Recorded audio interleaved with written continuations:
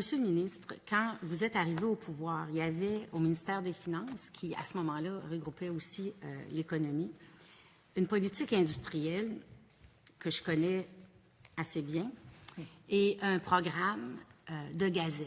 Un programme de gazelle qui recevait l'assentiment de tous les acteurs. En fait, ce matin, dans la presse, M. Jean-Philippe Descaries a dit on a coupé les jambes aux gazelles. Les gazelles, pour ceux qui nous écoutent, ce sont les entreprises qui, présentement, sont en croissance. Le ministère, avec Investissement Québec et les CLD, était arrivé à trouver des critères objectifs pour déceler quelles sont les 300 entreprises au Québec qui connaissent présentement la meilleure croissance. Et vous allez être d'accord avec moi qu'il faut qu'il y ait plus de moyennes entreprises au Québec. On ne peut pas avoir que de petites entreprises. Il faut qu'il y ait des moyennes entreprises. Vous êtes d'accord avec moi que c'est celles qui créent de la richesse, qui exportent, qui font de la formation de travailleurs. C'est celles qui font en sorte que dans chacune des régions, il y a des petites entreprises autour d'elles. Pourquoi avoir tassé la politique industrielle et le programme des gazelles pour les remplacer par des mesures qui, finalement, ont peu d'impact sur la compétitivité des entreprises et sur le fait que nos entreprises innovent, qu'elles soient en mesure d'être créatives, mais également de devenir nos fleurons de demain? Pourquoi avoir tassé des politiques structurantes pour les remplacer par des politiques qui n'auront aucun impact à court terme? Oui. Monsieur le ministre. Aucun impact à court terme, on verra bien. Maintenant, pour ce qui est du programme des gazelles et de la politique industrielle, vous avez raison que ce n'est pas quelque chose qui, tant à mon collègue de l'économie que moi-même, une approche que nous privilégions en termes, si vous voulez, philosophiques. De plus, cette politique que vous aviez annoncée à l'automne 2013, elle n'était pas financée. Il n'y avait pas de crédit, il n'y avait pas de montant qui pouvait la... Donc, même si maintenant nous étions très enthousiastes et nous voudrions continuer ce processus-là, cette démarche-là, il aurait fallu trouver les moyens financiers pour poursuivre ça.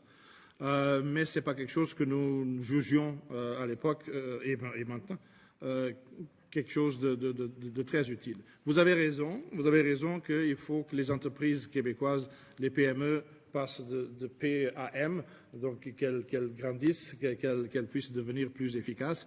Et c'est ce que Investissement Québec va faire, c'est ce que le ministère de Développement économique, c'est son mandat. Et ça ne va pas se limiter à 300 entreprises. Donc, ce que nous trouvions de discutable dans cette approche-là, c'était que, bon, très bien, on va identifier 300 et puis les autres.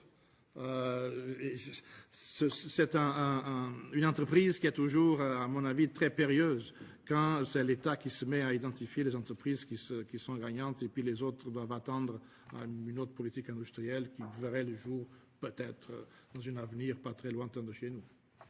Merci. Petite conclusion. Monsieur le Président, effectivement, Investissement Québec continue pour toutes les autres entreprises de faire ce qu'il a toujours fait, des prêts, des garanties de prêts. Investissement Québec et tout ce qui est offert par le ministère peut être offert à toutes les autres entreprises. Maintenant, quand on va aux Olympiques, on n'y va pas avec tous nos coureurs, on y va avec les meilleurs.